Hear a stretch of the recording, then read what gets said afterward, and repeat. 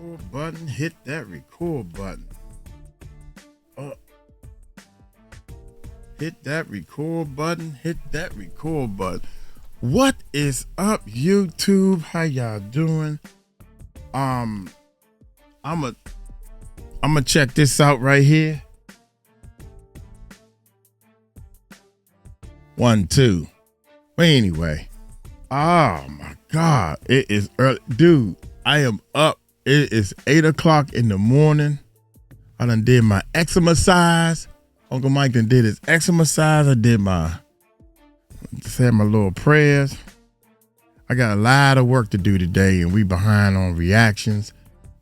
Tapes exposed Diddy threatens 50 Cent over illegal footage as juries speak in Netflix document.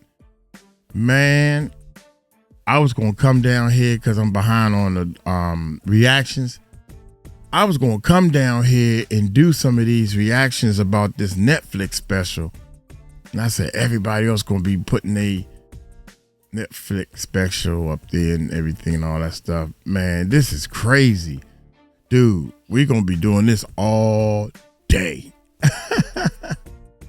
And I'm not gonna say too much. I wanted to hear what my man from Popcorn Planet, really like him. I really like how he put things and everything, and he breaks it down. You know, he don't have a reason to lie, just like I don't have a reason to lie. But one of the things I want to say about that documentary, man, what's the girl name? The one that said that she was held hostage with a gun. Puffy came over there and held her hostage. Maybe it's a good thing. I don't know. Remember these people's name. And they went over to Kid Cudi house. See, I remember his name. And she was saying that what's the girl? Oh shoot, Cassie. Cassie was saying that, well, Kid Cudi's with me, and she said that she texted her. Her name is something Scorpio or some type of zodiac sign, whatever her name is. Dang it, I can't remember her name. Anyway, she said, and she was saying that the jury didn't believe her. And I'm thinking that why these people are not prepped well. See, the liars and the people that's sneaky, they know how to sneak around. People who tell the truth, they just say it out their mouth, and they don't realize that. First of all, I don't even like the way she was dressed for the courtroom. She looked like an old maid lady. She didn't even look presentable to me. Maybe I'm wrong. You know what I'm saying? She didn't look presentable. She looked like a nanny or something. I'm like, she looked like she was one of the ladies that cleaned Diddy's house or something. That's what I was looking like. And people was like, nah, I don't believe her. I don't believe she was kidnapped and held against her will. Well, she was, you know. So I cannot believe that these people was going through this crazy stuff. Diddy was, man, he was off the chain. Anyway, y'all hit that subscribe button, man. Hit that bell. Let's check this bad boy out, man. Here we go. Despite Diddy's own legal protests, Netflix did release its 4-part docuseries, Sean Combs: The Reckoning. Some of this footage is truly shocking. Not that it tells us stuff we didn't know, but that it's footage with him, with his own lawyer, sitting there, Mark Agnifilo, Costco lawyer himself. There's literally a part where they're like, hey, you shouldn't be recording this. There's also footage from Lil Rod, months of them recording together, and so many voice notes. And it all paints a pretty bad picture of Sean Combs, including voice calls with KK herself. How did Netflix get all this? How are they not being sued? And what other big bombshells were revealed? Also, the jurors speak. Oh, we got a lot to discuss. Right. If you into just the facts, the raw footage, I mean, the wording, because this, man, when Diddy, y'all heard the parts, man, everybody's seen it by now. When Diddy was shaking hands and talking with the people, man, and what my man was saying, everybody turned their back on Diddy. Now he's going back down to Harlem or New York, whatever part of the Bronx, wherever he was at, talking to the people. And the first thing people do when they see a star is they pull out their phone and want to take pictures. I mean, this is the world we live in, man. If you was to see Diddy walking down the street, no matter what he done did to Cassie, you done seen the video and everything. Oh, shucks, that's Diddy. Because I want my fame. I want to take a picture with Diddy in the background so people can see me close to this person. And I think we all need to take a reality check, man, because what he was doing to Cassie, period, that is not our reality of love. This guy, the guy that started talking, oh my God, man, I can go on and on, man.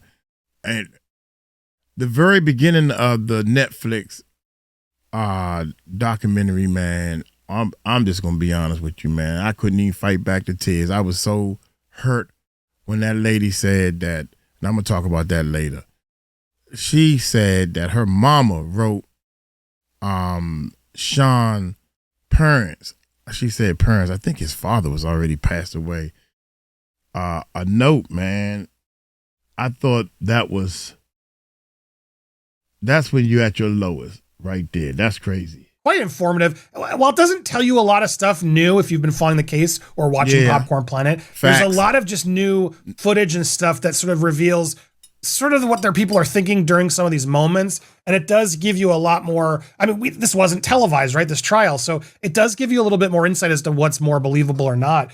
And honestly, it's a lot of, allegations. There's not a lot of proof in this documentary, to be fair. But these allegations all added together with a lot of the tears and stories that are told. Man, Sean Combs does not look good. But I want to start here before we go to some of the revelations, and I'll show you a little bit of what the jurors spoke about. I want to talk about this footage, specifically this recent footage. Now, Diddy's team speaking out, slamming the series, saying it features footage of the beleaguered mogul that he had shot in his life and days before the 2024 arrest as a shameful hit piece, that it's unfair, illegal, and an unnecessary and deeply personal affront. Well, who cares about what you think about that? But this came from his publicist hours after Good Morning America aired the segments that we also showed you here. Netflix so-called documentary is a shameful hit piece. Today's teaser confirms that Netflix relied on stolen footage that was never authorized for release, a statement from a PR rep told the Hollywood Reporter on Monday. As Netflix, here I have CEO Ted Sarandos knows, Mr. Combs has been amassing footage since he was 19 to tell his own story. This is interesting, right? Because as Netflix knows, so did they have a deal with him to do his own doc, and then they sort of gave up on that? And Netflix is like, all right, take us to court. Kind of fascinating how that reveals. As CEO Ted Sarandos knows, he's been amassing footage since he was 19 to tell his own story in his own way. It is fundamentally unfair and illegal. That's the thing I'm more interested about, for Netflix to misappropriate that work. Netflix is plainly, let me get you this, because plainly desperate to sensationalize every minute of Mr. Combs' life without regard for truth in order to capitalize on a never-ending media frenzy. If Netflix cared about truth or Mr. Combs' legal rights, it would not be ripping private footage out of context, including conversations with his lawyers that were never intended for public viewing. No rights in that material were ever transferred to Netflix or any third party, the statement continues. It is equally staggering that Netflix handed creative control to Curtis 50 Cent Jackson, a longtime adversary with a personal vendetta who has spent too much time slandering Mr. Combs. Beyond the legal issues, this is a personal breach of trust. Mr. Combs had long respected Ted Sarandos and admired his legacy. Uh-oh, Netflix, you're getting called out by Diddy. What are you going to do? He has admired the legacy of Sarandos' late father-in-law, Clarence Avant. For Netflix to give his life story to someone who has publicly attacked him for decades feels like an unnecessary and deeply personal affront. At minimum, he expected fairness from people he respected. Well, I think the women you dated expected that too, and you didn't really give any of them that, did you? So I'm not going to be worried about any of that. Respect. That's what I'm talking about. All of them. Kim, I can't believe, man. I cannot believe that Kim allowed Diddy to have girlfriends or whatever the case may be. I couldn't be in a relationship where all that cheating is allowed. I couldn't do it, man. God dang. People he respected. Well, I think the women you dated expected that too, and you didn't really give any of them that, did you? So I'm not going to be worried about any of that respect. But I will say, how did they get this footage? Well, the director, both Stapleton and Jackson were tight-lipped about how the pre-arrest footage was acquired, with the rapper asking, why would you ask us to reveal our sources? The footage was obtained completely legally, Stapleton told. However, in another statement, another statement from Engelmayer asserted that the footage was never authorized for release. It includes private moments, pre-indictment material from an unfinished project, and conversations involving legal strategy, according to the rep. So that's what things is interesting, right? Did Netflix have a deal? Who had this deal? Who had this footage? Who gave this footage away? That to me is the big question mark, because someone's making money off of this. Crazy. Clearly it's not Combs, which honestly I'm kind of okay with, but legally I'm kind of shy. And here's where it gets even, watch this part. Actually go to the prosecutor. This guy committed another crime. And I would do the same thing with Little Ron. Go to the prosecutor. Really put a package together. Here's what he said. Hey, you shouldn't be recording this. Like, go to the prosecutor. Really put a package together. Here's what he said. Oh, the other guy. Is that Puffy? Prosecutor, this guy committed. Oh, that's Muhammad. Okay. And I would do the same thing with Little Ron. Go to the prosecutor. Really put a package together. Here's what he said. Look at oh my God. Look at little Puffy. I call him Baby Puffy, man. That dude. It's just something about the kids, man, that I really, really don't trust, man. I'm talking all of them, except for Lil Love. She don't know what's going on yet. And I think God probably made all this happen to save one of the kids. Lil Love she gonna be incredible. I can tell. I can feel all this stuff, man. Hey, you shouldn't be recording this. Like, no shit. He cut that joint quick, fast, and in a hurry, baby. He cut the feed. Cut it.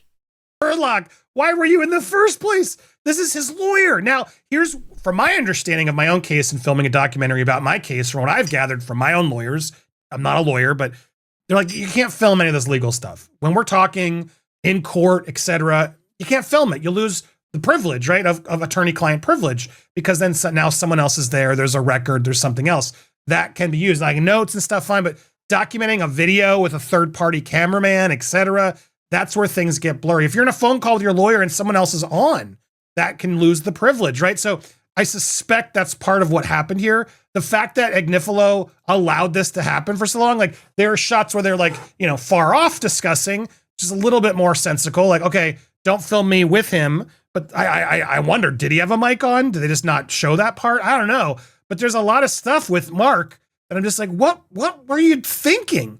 And there's a lot of footage with Little Rod, who I never really know where to think about him. But as I watched part 4 of this, it was a lot more believable when you hear it from person. That's why it's so frustrating. This case wasn't in televised, so we could actually hear people. And to be granted, he wasn't in the case; he wasn't a witness. Mm-hmm. But as he now tells his story and shares a lot of footage, now there's no proof of some of the stuff he's claiming, but there's definitely an energy of Combs that it's gross. And clearly Combs didn't pay him. They play a lot of voice notes and stuff where Combs is very manipulative in the way he does it. It's not as aggressive in these memos.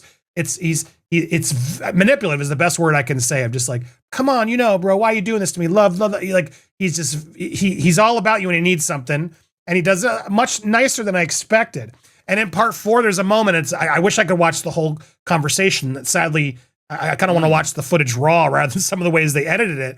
But Christina Karam comes up, KK, help me out, because you're in this too, KK. Like a subtle little threat to her. Like, you better figure this out or else. So it's like, part of me is like, well, no wonder she never came forward. This is what they were stacked up against throughout a lot of this. I want to play a little bit of the beginning as well, because the documentary starts, like episode 1, literally starts with this footage in September 10th Hyatt Hotel. I got to start and stop by putting in subtitles because, as you can imagine, Netflix will be very litigious. But there seems to be police officers across the street as he's in his hotel. Yeah. It's really going to be hard for me to take more hits than I've taken. Well, you sure did. I'm sorry it's been so hard for you, Sean. I take it, God forbid, get in front of a jury and have a chance. And so I'm having this emergency call because something has to give. Something has to give. And literally, I don't know why there's police across, unrelated, but it's very weird. And he even like get some footage of them across the street. The core theme. Now again, this is Mark speaking. We need the core theme to be. This is a legal conversation. How did we get? Why was he filming it? You idiot! I mean, clearly he couldn't not stop filming himself. To be, you didn't do anything The core is you didn't do anything wrong. wrong. You didn't do anything wrong on any front. On any front, you didn't do anything wrong. You've come to New York to face things head on. Or face things head on. If anyone's ever paying any attention to what you've If anyone was ever paying any attention to what you were actually been doing, been doing, you've handled you've handled this with complete honor, is what he's saying with here. complete honor. I don't think it's working.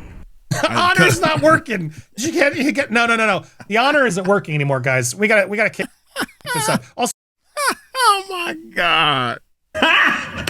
Got him! Come on, man, dude. Dude, when are you going to fess up to anything?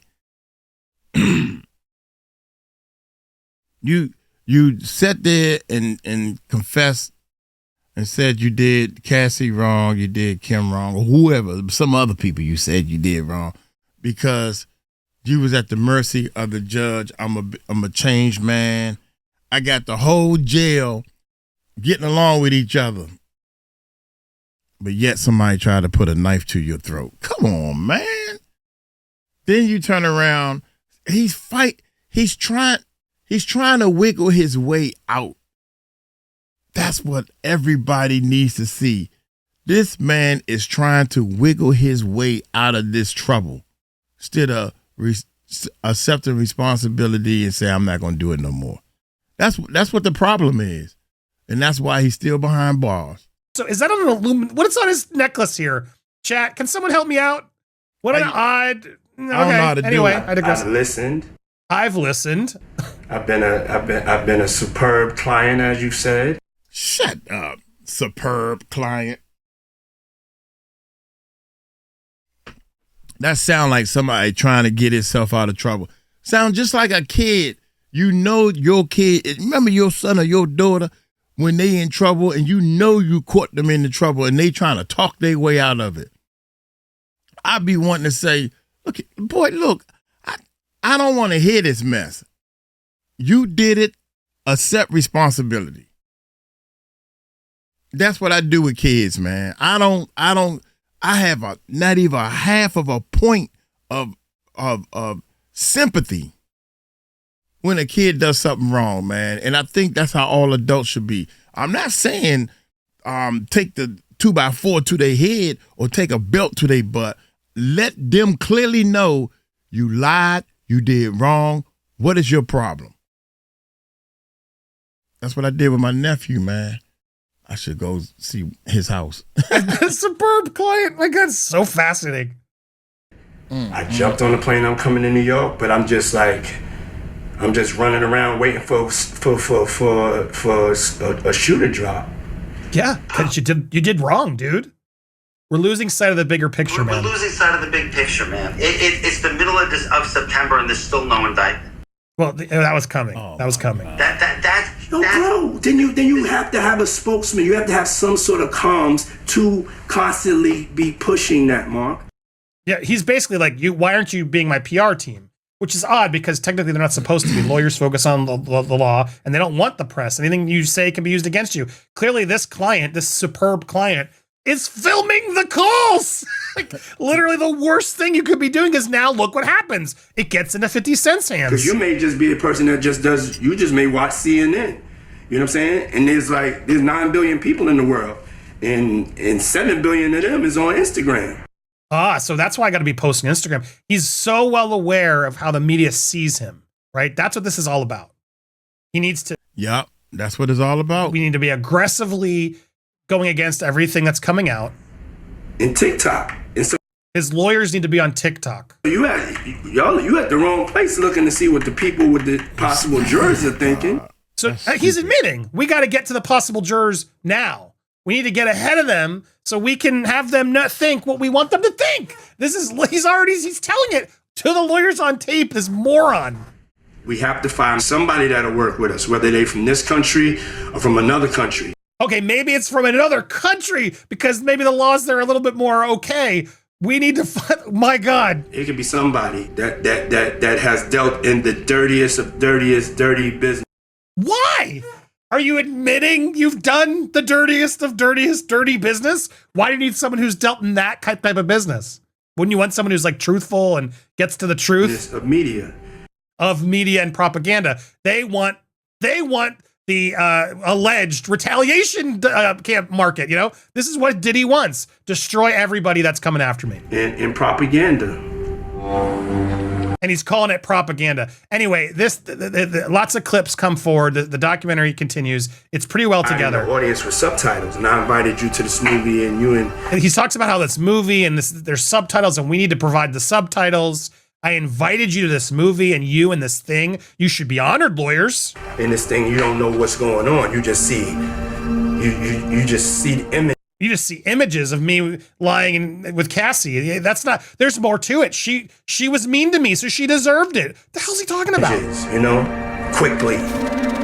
Yeah, I can't even. You know, I paused it because nothing was shown there. As you can imagine, this is where it gets more unsettling as stuff's coming in. Now it has a whole life of its own. It's sure because you did it. This man can't take any responsibility. He has a whole life of his own.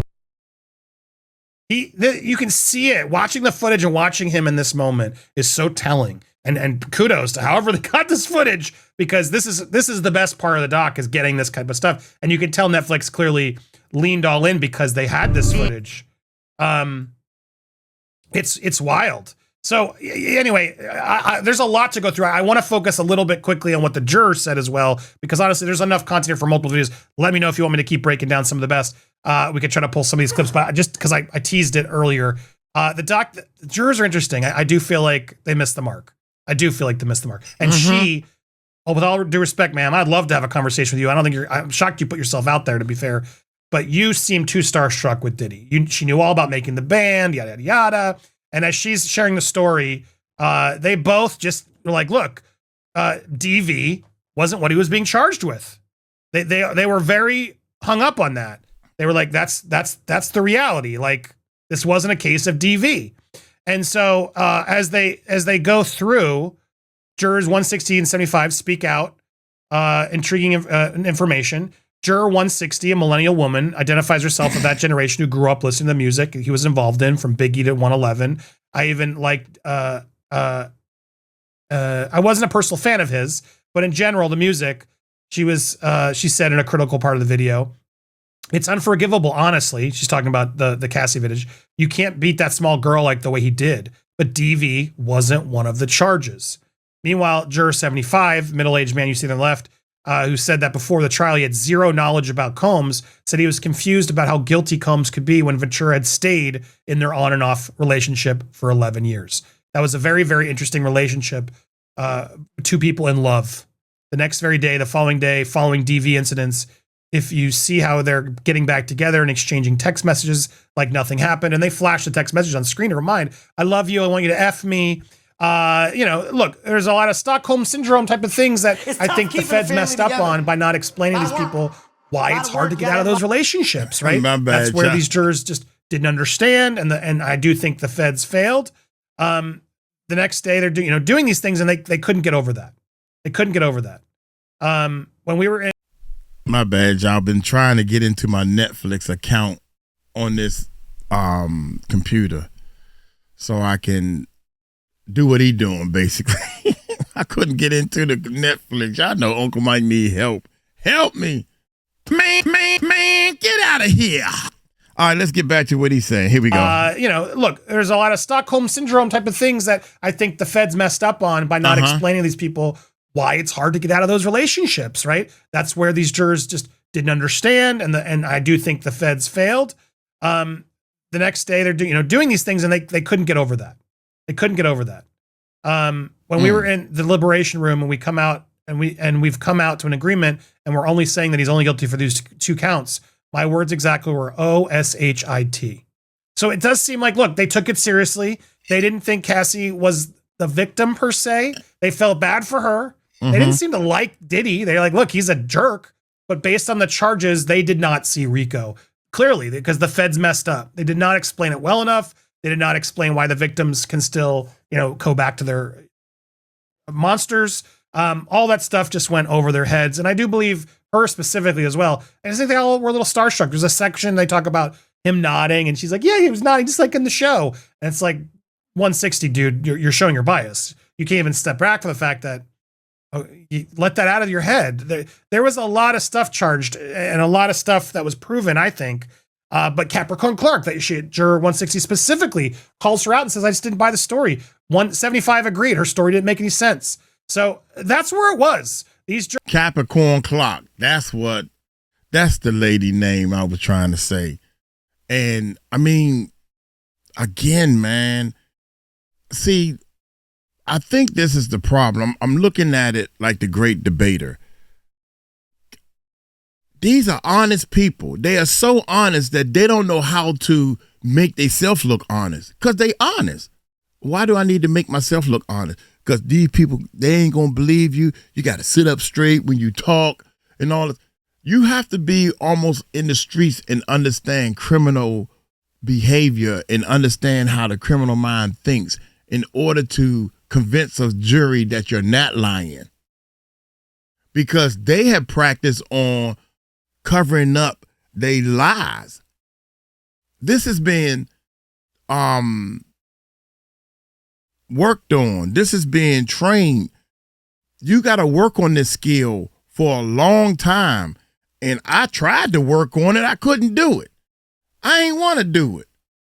When your parents look at you and you lied and you try to keep a straight face or a poker face, that's you practicing on being a wrong person. That's you practicing on how to get away from God. That's what you doing. God don't like ugly, Diddy. And he's doing everything he can to hide his ugliness. And now the whole umbrella, everything is taken off. There's just maybe a couple more inches of information that's in this documentary that make people say, man, I need to really, really, really be smart when I listen to Diddy and listen to all these cases now. Especially when that girl talked in the beginning, man. That thing was terrible. Made me cry. Overall, the piece is getting pretty good reviews. Modern morality tale. But yeah, it's well put together, I will say. Mm-hmm. Definitely, obviously leaning towards trying to paint Diddy as the guilty one. But they did offer him and his mom opportunities to speak, and they didn't. The lawyers also didn't. At the end of the day, this is more fascinating to me. Like this part of it, they sent us season 6 and Netflix like, suck it. Come and get us. We did it. Sorry, Diddy, you lost your footage. Diddy's now, 50 Cent's now also promoting a potential Diddy sequel, depending on how this goes. So what do you guys think of all this? Are you surprised how much he was filming? I mean, I'm not. Are you going to watch it? It's 4 hours. We're going to try to get through it all and give you more updates as they come in. But I wanted to give you this primer of sort of the most important things that came out of it. There are some other sort of just big takeaways, the gigolo and stuff, but this is stuff we've reported on. This is all stuff reported. Just, bombshells. I didn't really see any yet. There was one I got to say, I didn't know the details of Aubrey O'Day. I had never really fully understood her story. And when she tells the story about being SA'd, well, that someone gave a sworn declaration saying 100% I saw Aubrey get SA'd by Diddy. And she reads the letter. It's hard to watch. It's hard to watch. And this is definitely one of those moments where I was like, damn. Because I haven't always been as fair to Aubrey, I'll be fair. Not that I haven't been unfair. I haven't reported a lot on her. But I was like, what's going on? What's your motives? And this was a tough one to watch. There's several tough parts of this documentary to watch. I do believe Sean Combs was a monster. I do believe the jury missed the mark.